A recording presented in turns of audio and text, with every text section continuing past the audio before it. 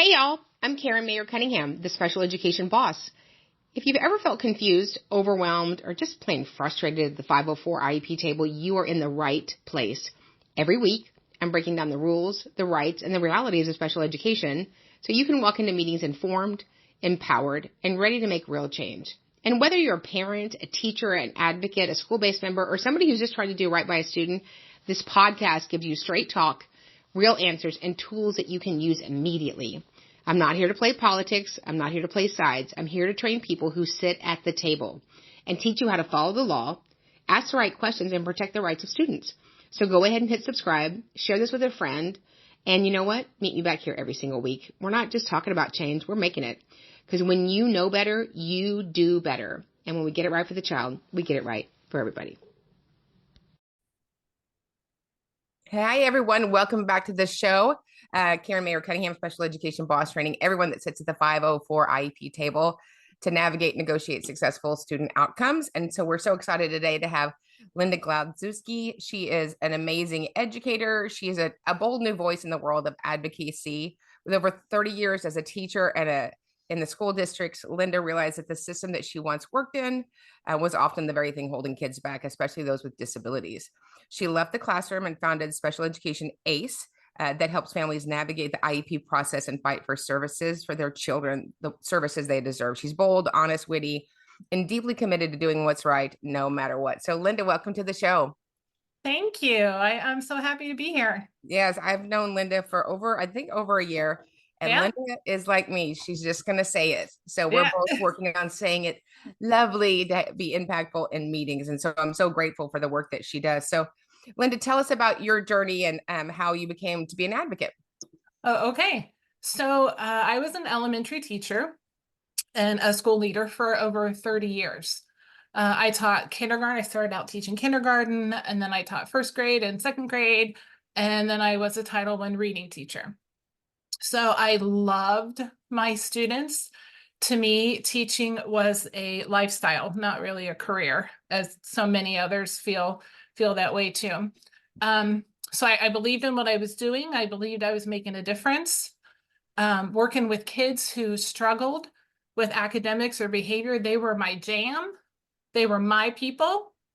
So I loved working with them. But over time, I think I just came to face the reality that doing what I felt was right for kids, especially those with disabilities, would often mean that I was going up against the system that I worked for. For a long time, my mantra was, I'm just going to do what makes sense until those that are in charge come to their senses. Does that work? Because I will start saying that, Linda. I'm going to add it on my Post-it notes. I think you should. I think you should. And I even told those that were in charge that was my mantra. Yeah. So that was just kind of like my way of trying to keep my hands from being tied Right. so much. So that's how I came to, there was a point where I decided that I wasn't effective in the classroom as much as I would want to be. And so I left. I took a leave. Yeah. So tell us a little bit more about that tipping point when you realize this is not working, or is it that this is not working for you, or is it not working for kids or all? Right. Well, right. I mean, everybody knows that it's widely believed the system is broken. So for me, I was just like every other teacher, I was expected to differentiate for students, but not always, sometimes, but not always, given the tools and the training that I needed to do that. So it was just you got to make it work, fix it and make it work. So there was one particular point where my last year in the classroom, I was in a co-taught situation. So this is where there were students with IEPs and disabilities mixed in with, typical kids and things like that. And like I said, they were my jam. They are my people. Many times I would say they're my coworkers. Yeah. So with this group of kids, now in my district where I was, we would group the kids with IEPs in 1 or 2 classrooms for a grade level, so that the intervention specialist would be able to be in a co-teaching situation better and serve their kids. So, so with that, there were several students who had some really high needs, and some pretty aggressive behavioral needs, which, I was fine with that. So there's one particular student whose aggression started building and getting worse, and what's going on here? And so my partner and I kept emailing our administration saying, we need a meeting. We need a meeting. We need to find out what's going on. We need an updated safety plan. Let's get this under control before it explodes. Yeah. Right? Yeah. So our admin did not reply or address our concerns directly to us anyway. So, what we were afraid was going to happen happened. That student became very dysregulated and became very aggressive and violent. And while I was trying to remove students from the situation, that student turned that aggression on me. Okay. So unfortunately, like teachers all across the country, we hear how they are assaulted and hit and kicked and bitten. And in no way do I blame the student for this. Sure. So after that situation, I sort of demanded, strongly requested a meeting with our admin and our union president to find out, hey, why weren't our concerns addressed, before we got to this situation? Right. Prevention is way better than the other way. Exactly. And so in this meeting, I was told, like, hey, listen, you're one of the teachers that has the most training in this area. You have CPI training, we have zones of regulations, we have PBIS, we have restorative circles, we have all of that. And I said, I know, I used all of it. Yeah. I tried. And I said, and guess what? We do all those things and kids are still scared.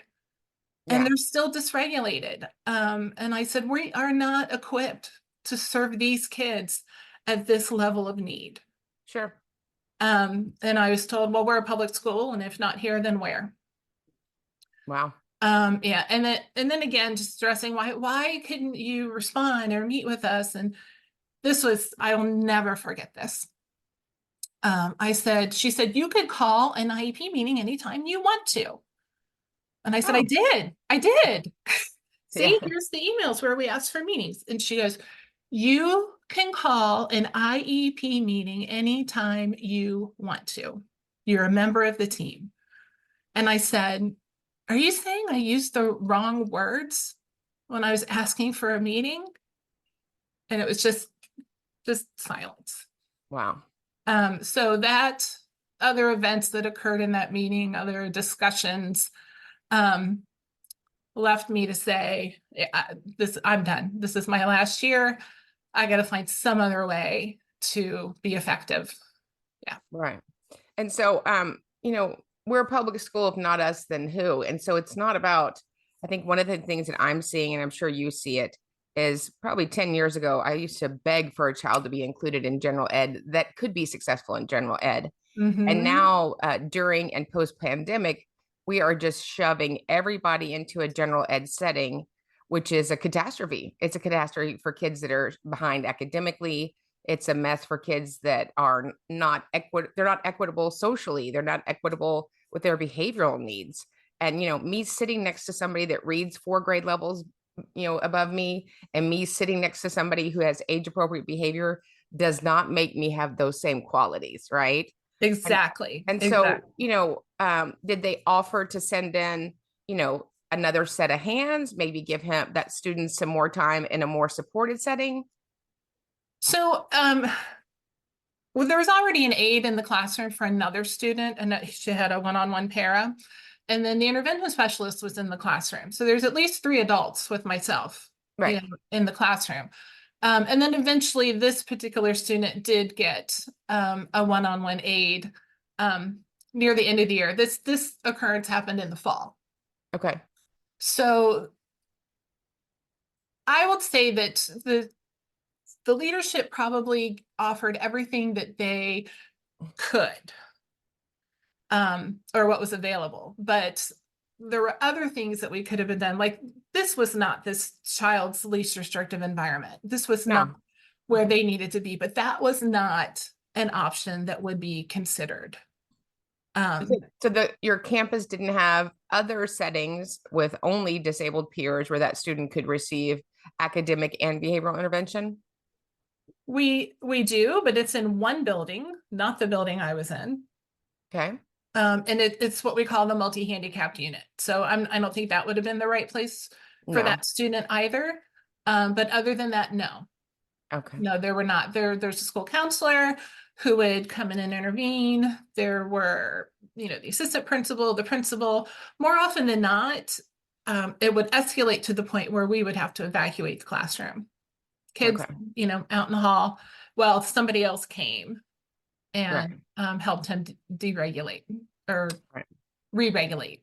Right. That's so unfortunate. So when you realize that, that's it, I'm done, I can't do this, knowing that you still wanted to do something and probably weren't ready to retire, how did you pivot? How did you use your years in the classroom and all of that expertise to move to be an advocate? Right. So first, I needed some downtime. I needed some healing time of my own from those experiences. And then I started thinking about being a guardian ad litem. Yeah. And I started looking into that. And then I think just that kind of a search on the internet and stuff started pointing me toward advocate stuff, which I had very limited experiences with advocates. And I was never in an IEP meeting with an advocate, but I heard that they were loud and they yelled and they were demanding and they were threatening. So in 30 years of teaching, you'd never been in an IEP meeting in Ohio with an advocate? I never was. You There were never saw one of others. those unicorns in the meeting? You never I saw one. I did not. I You heard just that heard about the legends that they were, right? other people had them in their meetings. I guess I didn't hit the lottery and Yeah. have one in mine. So I started looking at that, and then just different things started naturally popping up, and special education boss popped up on my Facebook feed one day, and I'm like, oh, hey, I like her. Hey, that makes sense. So I just was watching and starting to follow things like that. And I'm like, oh gosh, I could do that. That is me. I could do that. And I considered other things, like some of my colleagues said, why don't you run for school board? Oh, Well, that would have been I fun. don't think that would get me the results that I want. Yeah. Yeah. So I took your 2-day training, the Academy's 2-day training. And at the end of the first day, it was very intense. When you say it's an intensive 2-day, it is intense. Yes. And at the end of the first day, I remember saying to my husband, I'm not doing this. Oh, I'm not doing this. Why would I want to go back and deal with those people again? I'm not doing this. yeah. So I think I just kept telling myself, I'm not doing this. And I just kept telling myself that through the second day. And then I kept telling myself that through the 6-week mastermind course. I'm not really doing this. Not really doing this. Yeah. No, and then even after I, started my own small business, my own LLC, no, I'm not really doing this. I'm just, if people come to me, I'll help them. But yeah. So I think that's how I found advocacy. Yeah. And then I came to learn how, you know, my role as a teacher in the classroom and interactions with parents and things, that's an edge for me as an advocate. It so is. That's why we love training teachers. Mm-hmm. Yeah, you really have to make that paradigm switch in your head. It took me a few IEP meetings as an advocate to step out of a teacher role, Yeah. not to easily fall back into it. Like, did you try this? Did you try this? Did you try that? Yeah. Yeah.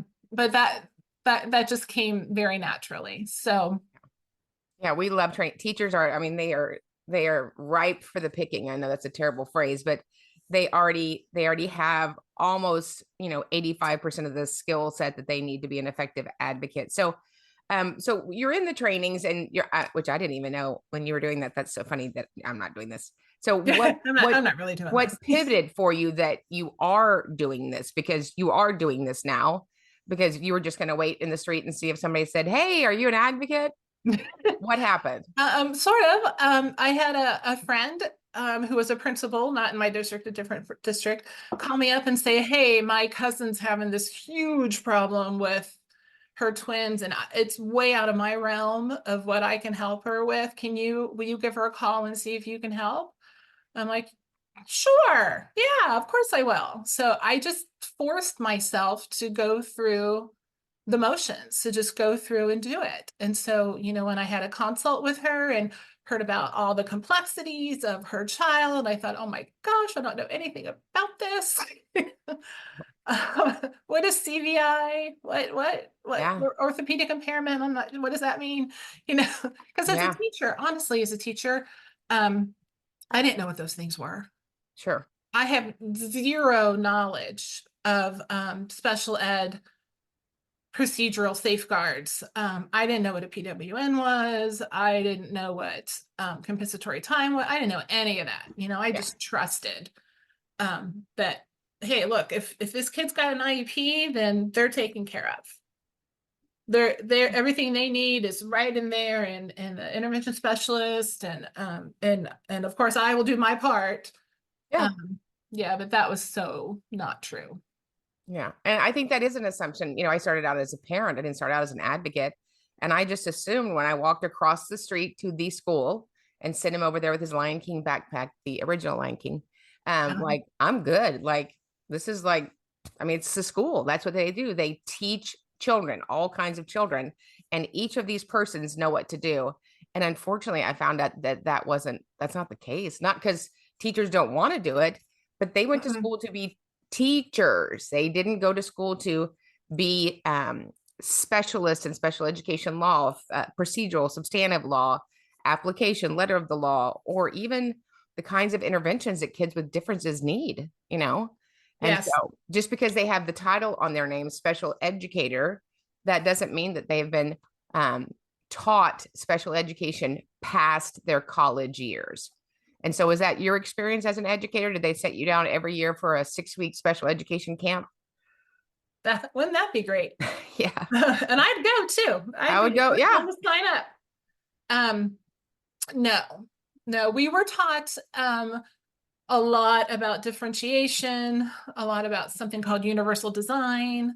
yeah, Especially those of us that were co-teaching, or like as a title teacher, those who were used for intervention with special needs students. We were trained a lot with that, and I will say that training was valuable, and it was nice in that it was carried out through the school year in staff meetings. So we had 2 staff meetings a month. One of them would be about the universal design or differentiations or things like that. But even in all that training, it's just like college, I think. I mean, I describe college as like an ivory tower. yeah. It's not until you got like in the trenches and you gotta Surprise. like recall that up right away. You can't Yeah, plan for dysregulations. Like I know it's going to happen, but I'm not sure what route we're going to go here with yeah. Or with what day it's going to be, or what's happening during the day when it's going to be. right, right. So I mean, there's challenges, of course, with all of that, and that's what can lead to teacher burnout and teachers just feeling so ineffective. There's so much on their plate. There's so many different types of needs that you feel like you just can't address them all. And Yeah, you just got to realize that, it's not really all up to you like you yeah, feel it is. yeah. So for teachers that are still in the trenches, and I certainly don't want to steal teachers, but I'm super happy to train them. Even we train teachers that go back and still stay in the classroom and are effective. What would you Mhm. say to them about being an advocate for families, however they sit, even when the system's broken? Right. Yeah. So what I wish I would have known is how to be an ally instead of an adversary for the Oh, parent and for the families. And I think teachers are trained rather directly or indirectly, hidden curriculum type thing. We're trained to manage the parent oh, instead of partnering with them. So I think that teachers that are still in the profession actively teaching that, that parent is not not your enemy. Right. They might be loud. You might think they're difficult. They might be demanding, but you know what? They're exhausted. They don't feel heard. They're outnumbered with the Yeah. number of people that are at the table. I would say, they panic. They're panicking before that meeting starts. And then if they're not crying during the meeting, they're probably crying in their car afterwards. In their car. Yep. That's Yeah. so true. So if you can present a spirit of empathy with them, and be their ally, because honestly, for there to be change in special education and the way education works now, it's going to have to be parents that start speaking up loudly, and consistently. Loudly, I'm loudmouth, so not like that. You can be a quiet parent too, but you just got to be persistent and consistent, with what you want to have happen and what you need for your student. And that's where an advocate can come in, because parents just don't know. Right. They don't know what is, and I didn't know as a classroom teacher what was supposed to be happening. Right. I remember sitting in a meeting with a parent who the time was up and they're like, okay, well, that's all the time we have. And she's like, but I didn't get through my list. Yeah. Yeah. And I didn't know right then that, well, that's not okay. You get to get through your list. Yeah. So I would just say, be an ally. Decide when you're at the table, are you going to be a gatekeeper for how the process works and what's supposed to be happening? Or are you going to be an ally, That's so good. Managed parents versus being that's so good. That's so good, Linda. So, I share with families how they can reach out to you. What is your best contact information? Linda advocates nationally. She's amazing. She's unbelievably thorough and specific, and she can help you, whether it's in the classroom, state complaint. I don't know, she'll charge the steps and cross the moat with you. So I will. How could people get a hold of you, Linda? Yeah. So you can reach me at linda@specialeducationace.com. So that's my email. Or you can call me or text me at 937-382-2945. Thank you, Linda. Thank you for being on. Thank you for serving kiddos. You're so smart. I'm stealing this. This is so good. Manage versus ally. And there is just one side of the table. I always say that the special education table should be a circle that we cut in half and then shove up against a mirror. That way we have to all look at our behavior together, because it's just one side of the table. There aren't two sides. It's the side of the child. It's the side of the child. So thank you for being on the side of the child, and thank you for serving families with such efficacy. We certainly appreciate you, and we'll have you back in the future. Remember, you guys, when we get it right for the child, we get it right for everybody. If there's anything that we can do for you at Special Education Academy, just reach out to us at advocate@specialeducationacademy.com, and we'll see you guys in the next training. Hit subscribe, share this with a friend, and you know what? Meet me back here every single week. We're not just talking about change, we're making it. Because when you know better, you do better. And when we get it right for the child, we get it right for everybody.